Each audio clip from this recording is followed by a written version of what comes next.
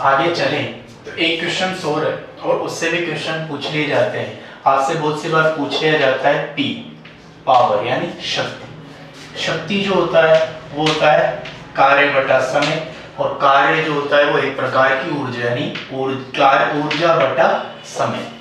ऊर्जा जो होगी उसका सूत्र हो जाएगा hc बटे लैम्डा।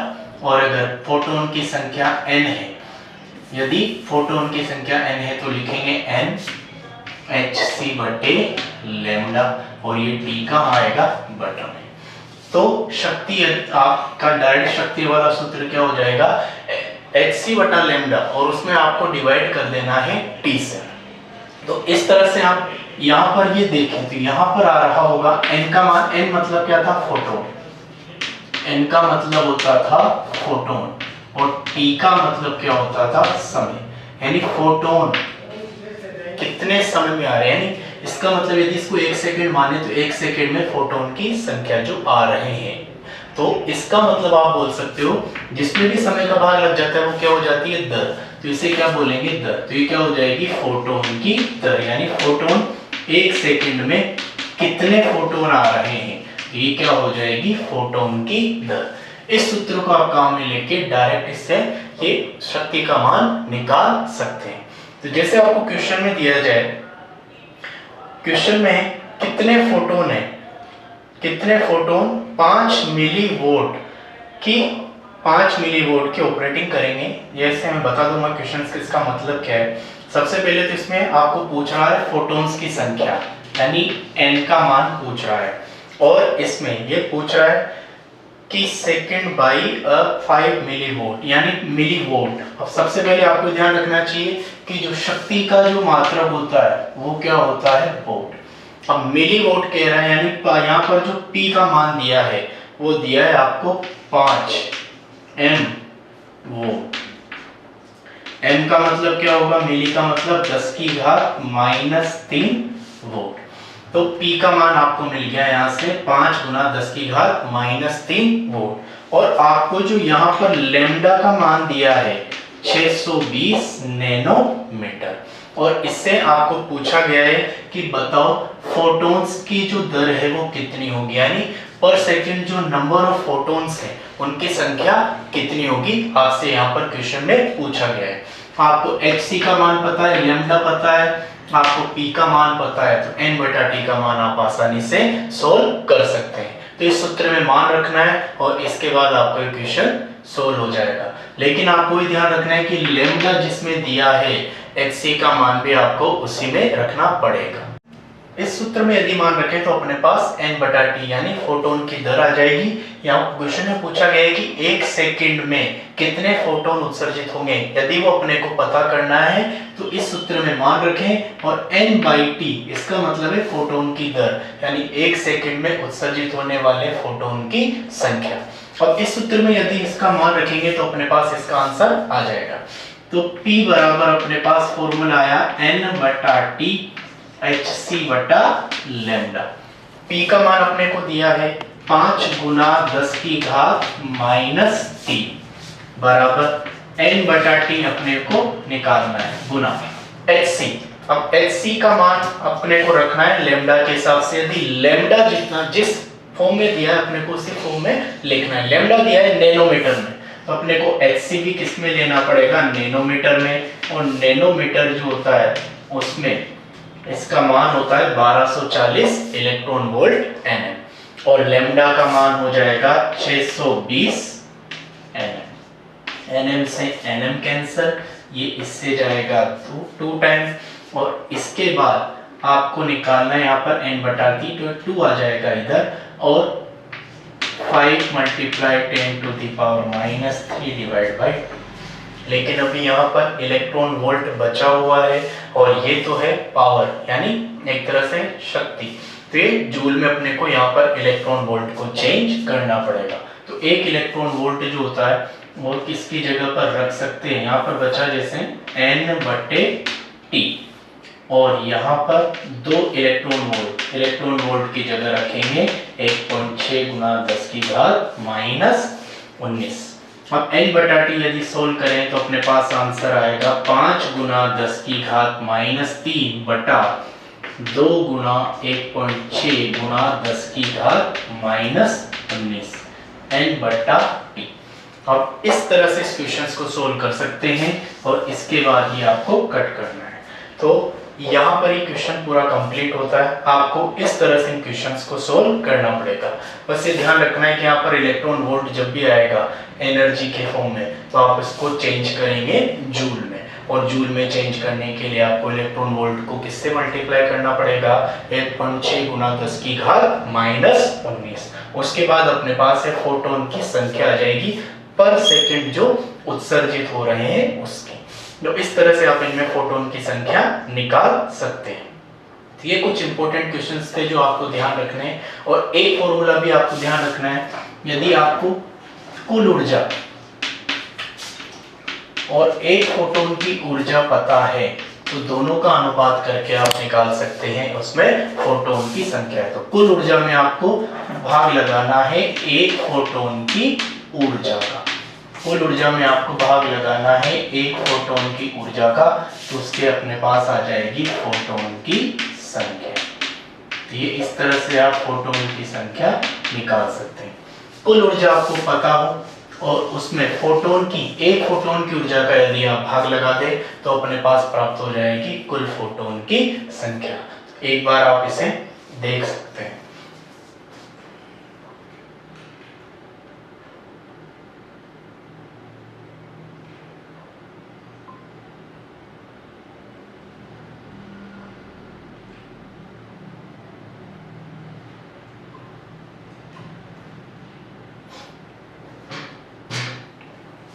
ठीक है, चलो आगे चलते हैं।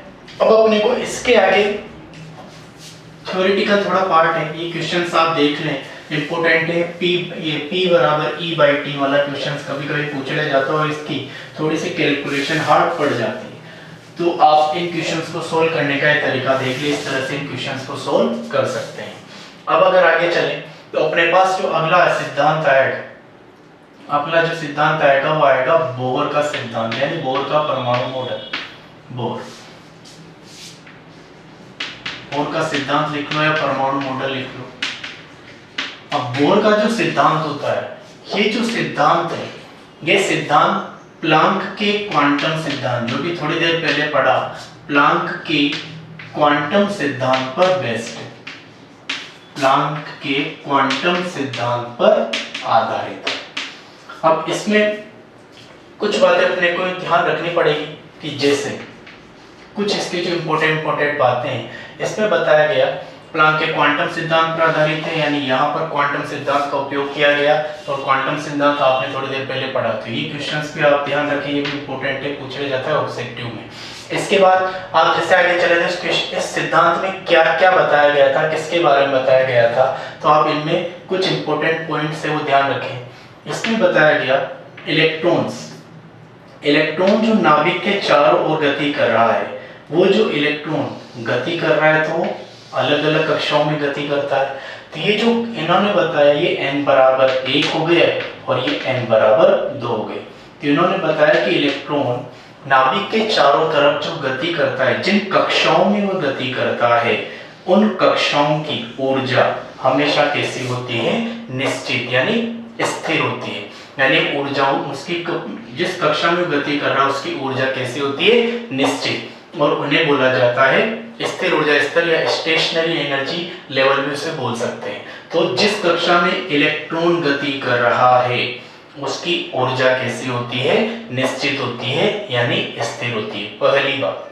दूसरा जो इसमें एक इंपॉर्टेंट बात है, इलेक्ट्रॉन जब नाभिक के चारों तरफ गति कर रहा है, तो यहाँ पर इन्होंने एक बात बताई कि जो इनका जो कोणीय संवेग होगा, कोणीय संवेग को लिखते हैं J, ये h/2 पाई का पूर्ण गुणज होगा।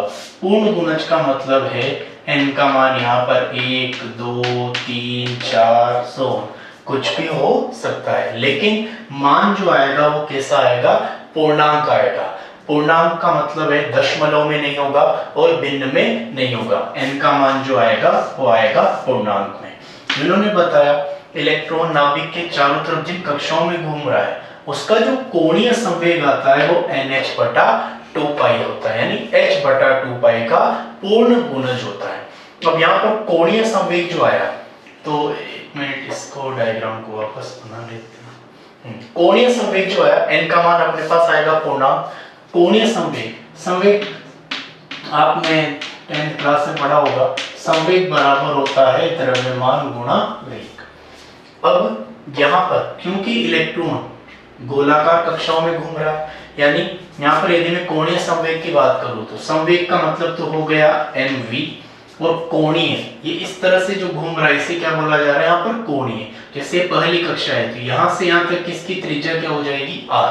तो ये अगर इलेक्ट्रॉन यहाँ पर इस कक्षा में घूम रहा है तो इसका संवेग तो क्या होगा mv, और यहाँ से यहाँ तक इसकी जो दूरी हो गई वो क्या हो जाएगा r। तो कोणीय संवेग ये इसके साथ कोण बना रहा है, कितना इसके जो कोण बन रहा है उसकी दूरी कितनी है, स्मॉल r। तो इसको mv को और r को यदि गुणा कर दिया जाए तो अपने पास क्या आ जाएगा mvr, यानी कोणीय संवेग बराबर हो जाता है mvr, और इसका सूत्र होता है h/2π, और n आगे लगा दिया जाएगा क्योंकि इसका h/2π का क्या होगा वो पूर्ण गुणज होता है, यानी mvr बराबर हो जाएगा nh/2π। तो इलेक्ट्रॉन उन्हीं कक्षाओं में चक्कर लगाएगा जिनके लिए कोणीय संवेग का मान h/2π का पूर्ण गुणज होता है। ठीक है, और इसका कोणीय संवेग का क्वेश्चन फर्स्ट क्लास में आपको करवा दिया गया है कि यदि आपको कोई भी क्वेश्चन दिया जाए उसमें कोणीय संवेग का मान दे दिया जाए, कोणीय संवेग यदि क्वेश्चन में आपको दिया है कोणीय संवेग बराबर 2.5h/2π या पाई कुछ भी दे दिया, इस तरह से आपको क्वेश्चन में कोणीय संवेग दिया है और आपसे कहा है कि इसकी कक्षा की संख्या कितनी होगी, तो आप क्या कर सकते हैं, कोणीय संवेग सूत्र, कोणीय संवेग बराबर क्या होता है, ये कोणीय संवेग अभी थोड़ी देर पहले पढ़ा, कोणीय संवेग बराबर होता है nh/2π। कोणीय संवेग का मान अपने को दिया है 2.5 h/2π, और इसको किसके बराबर करेंगे, nh/2π के। h से h कैंसिल, पाई से पाई कैंसिल, तो n बराबर कितना होगा 2.5 गुना 2, यानी इसकी कक्षा का मान कितना हो जाएगा 5। अगर ये मान n का पूर्णांक संख्या में आ रहा है तो वो कोणीय संवेग संभव होगा। यदि n का मान पूर्णांक नहीं आ रहा है, पॉइंट में आ रहा है, भिन्न में आ रहा है, तो वो कोणीय संवेग संभव नहीं होगा। तो आपको ये भी ध्यान रखना है, कोणीय संवेग संभव कब होगा, जब n का मान कैसा आना चाहिए, पूर्णांक आना चाहिए। इसके अलावा इन्होंने इस सिद्धांत में कुछ और भी बातें बताई। पहली, इलेक्ट्रॉन नाभिक के चारों तरफ जिन कक्षाओं में गति करेगा वो किस प्रकार से होती है, उनकी ऊर्जा निश्चित होती है, और जिनके उन कक्षाओं के लिए कोणीय संवेग का मान h/2π का पूर्ण गुणज होता है। अब जैसे ये नाभिक है, इन्होंने बात बताई कि कोई भी इलेक्ट्रॉन जब इन कक्षाओं में गति कर रहा है, तो ये में गति कर रहा है तो ना तो किसी ऊर्जा का ना तो अवशोषण करेगा और ना ही उत्सर्जन करेगा। यानी जैसे इलेक्ट्रॉन यदि इस कक्षा में गति कर रहा है स्थायी ऊर्जा स्तर में, तो ना तो वो ऊर्जा का उत्सर्जन करता है और ना ही ऊर्जा का अवशोषण करता है। लेकिन यदि उसे एक कक्षा से दूसरी कक्षा में जाना है तो उसे ऊर्जा का अवशोषण और उत्सर्जन करना पड़ेगा। जैसे ये नाभिक है, ये पहली कक्षा, ये दूसरी कक्षा, और ये हो गई तीसरी कक्षा, ये हो गई चौथी। ये पहली, ये दूसरी, ये तीसरी और ये चौथी। जो कक्षा नाभिक के जितनी पास होती है उसकी ऊर्जा उतनी ही कम होती है, और जो कक्षा नाभिक से ज्यादा दूर होती है उसकी ऊर्जा उतनी ही ज्यादा होती है। एग्जाम्पल के लिए आप क्वेश्चन में ले लें कि अगर हाइड्रोजन के लिए -13.6 होती है फर्स्ट पहली कक्षा की, दूसरी कक्षा के लिए निकालेंगे तो -3.4। तो यहाँ पर कक्षा का मान बढ़ने पर ऊर्जा का मान भी बढ़ता जा रहा है। तो जैसे जैसे कक्षा का मान बढ़ेगा ऊर्जा का मान भी बढ़ता चला जाएगा। तो जो कक्षा नाभिक के जितनी पास होती है उसकी ऊर्जा कम, और जो कक्षा नाभिक से दूर होती है उसकी ऊर्जा ज्यादा होती है। और यदि इलेक्ट्रॉन इस पहली कक्षा में, अब इसे यदि दूसरी कक्षा में जाना है तो इसकी ऊर्जा कम है, इसे जैसे चौथी कक्षा में जाना है यहाँ पर, तो इसे यहाँ से यहाँ तक जाने के लिए इसके बराबर की ऊर्जा चाहिए, क्योंकि चौथी कक्षा की ऊर्जा ज्यादा होती है। तो यहाँ से यहाँ तक यदि वो जाएगा तो ऊर्जा का क्या करेगा, अवशोषण करेगा। यानी निम्न ऊर्जा स्तर से उच्च ऊर्जा स्तर में यदि इलेक्ट्रॉन जाएगा तो वो ऊर्जा का अवशोषण करेगा, और यदि उसका उल्टा किया जाए, उच्च ऊर्जा स्तर से यदि इलेक्ट्रॉन निम्न ऊर्जा स्तर में आता है तो वो ऊर्जा का क्या करेगा, उत्सर्जन। यानी आपको ये बात यहाँ पर हल्के से मेमोराइज करनी पड़ेगी। निम्न ऊर्जा स्तर से उच्च ऊर्जा स्तर में यदि इलेक्ट्रॉन जाएगा तो ऊर्जा का किया जाएगा अवशोषण, और यदि उच्च ऊर्जा स्तर से इलेक्ट्रॉन आएगा निम्न ऊर्जा स्तर में तो ऊर्जा का किया जाएगा उत्सर्जन। तो इस तरह से आप ये ध्यान रखेंगे, क्योंकि ऊर्जा पहली क्लास की कम है, अगर उसे चौथी क्लास में जाना है जिसकी ऊर्जा ज्यादा है तो उसे क्लास मतलब कक्षा है, और यहाँ पर आप ध्यान रखें सेल। तो आप जिस कक्षा की ऊर्जा कम है, ज्यादा ऊर्जा वाली है जैसे कक्षा में जाना है तो उसे ऊर्जा ग्रहण करनी पड़ेगी यानी अवशोषण करनी पड़ेगी, और जिस कक्षा की ऊर्जा ज्यादा है उससे निम्न ऊर्जा वाली कक्षा में आना है तो उसे ऊर्जा का करना पड़ेगा उत्सर्जन। तो यहाँ पर ऊर्जा का अवशोषण कब होगा, जब निम्न ऊर्जा स्तर से इलेक्ट्रॉन जाएगा उच्च ऊर्जा स्तर में, और जब उच्च ऊर्जा स्तर से निम्न ऊर्जा स्तर में आता है तो ऊर्जा का क्या होता है, उत्सर्जन होता है। तो इसकी तीसरी बात थी कि जब इलेक्ट्रॉन ऊर्जा का अवशोषण उत्सर्जन तभी करते हैं जब उसे एक दूसरी कक्षा में प्रतिस्थापित होना हो यानी जाना हो। निम्न ऊर्जा स्तर से उच्च ऊर्जा स्तर में जाएगा तो ऊर्जा का अवशोषण, उच्च ऊर्जा स्तर से निम्न ऊर्जा स्तर में आएगा तो ऊर्जा का करेंगे वो उत्सर्जन। ठीक है, एक बात ये। इसके साथ ही इनमें एक बात ये भी आई कि इलेक्ट्रॉन नाभिक के चारों तरफ कक्षाओं में घूम रहा है, तो इलेक्ट्रॉन पर दो प्रकार के बल यहाँ पर कार्य करते हैं, तो अभिकेंद्री बल और एक कार्य करता है अपकेंद्री बल। अभिकेंद्री बल इलेक्ट्रॉन को नाभिक की ओर खींचता है, जबकि अपकेंद्री बल इलेक्ट्रॉन को नाभिक से दूर ले जाता है। अब इलेक्ट्रॉन ना तो उधर जा पाता है ना इधर जा पाता है, क्यों?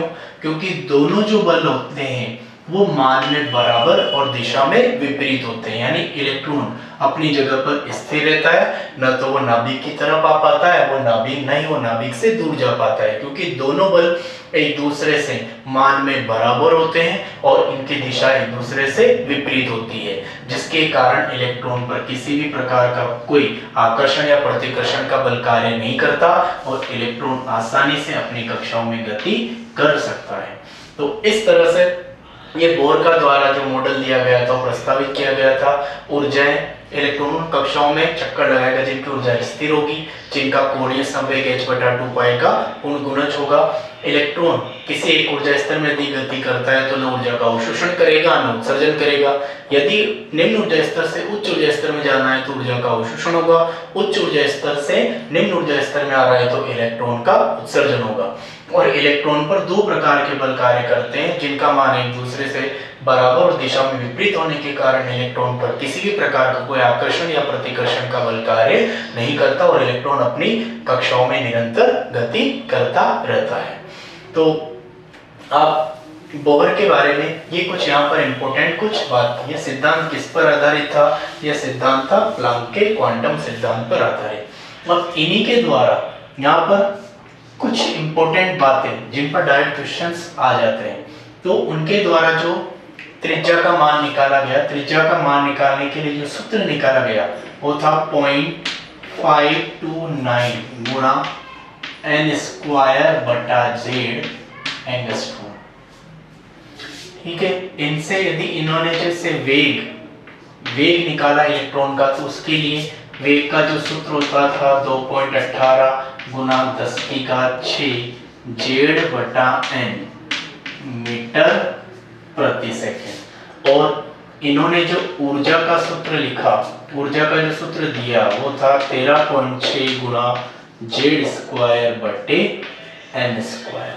तो ये 3 सूत्र इन्होंने दिए जिसके द्वारा आप ऊर्जा, वेग और त्रिज्या की मान निकाल सकते हैं। यदि आपको कक्षा का मान दे दिया जाए और जिस परमाणु का आपको त्रिज्या निकालनी है उसका नाम दे दिया जाए तो आप इसमें मान रख के आसानी से उसका त्रिज्या का मान निकाल सकते हैं। ऐसे यदि आपको वेग निकालना है तो वेग भी आप निकाल सकते हैं, या आपको ऊर्जा निकालनी है तो आप ऊर्जा भी निकाल सकते हैं। ऊर्जा जो आएगी वो इलेक्ट्रॉन वोल्ट में आएगी। आप इसे जूल में भी चेंज कर सकते हैं। इलेक्ट्रॉन वोल्ट को जूल में चेंज करने के लिए आपको 1.6 गुना 10 की घात -19 से गुणा करना पड़ेगा। तो आप इस तरह से गुणा करके सोल्व कर सकते हैं। कभी कभी आप ये भी ध्यान रखें कि दो के आपसे तुलना करवाई जा सकती है, दो परमाणु की तुलना करवा दी जाए और पूछा जाए कि इनका अनुपात क्या होगा।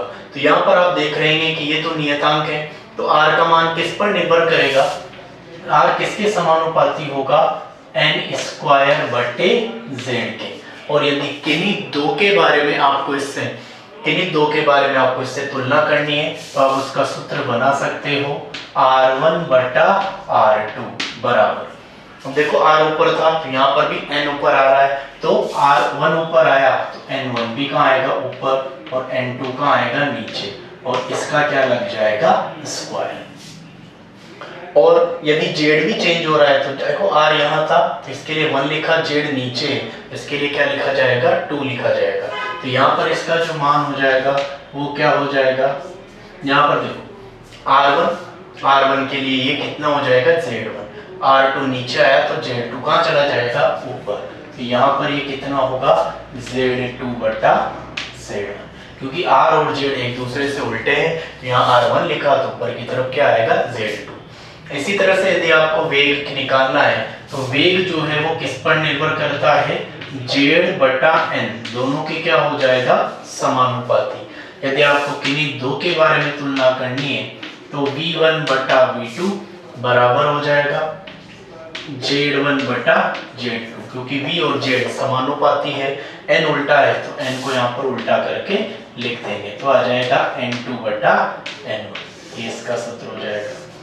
और यदि आप ऊर्जा की बात करें तो जो ऊर्जा होगा उसके लिए ये तो मान नियतांक हो गया, तो निर्भर करता है E समानुपाती z स्क्वायर बटा n स्क्वायर। और यदि आपको z और n दोनों अलग अलग दिए हैं तो उनकी तुलना के लिए आप ले सकते हैं E1 बटा E2 बराबर, E के साथ z समानुपाती है तो z1 बटा z2 का स्क्वायर, और n उल्टा है तो यहाँ पर आ जाएगा n2 बटा n1 का स्क्वायर। इस तरह से आप ऊर्जा निकाल सकते हो। और ऊर्जा का यदि आपको सूत्र पता है तो आप इससे किन्हीं दो परमाणुओं की ऊर्जा का भी आप तुलना कर सकते हैं।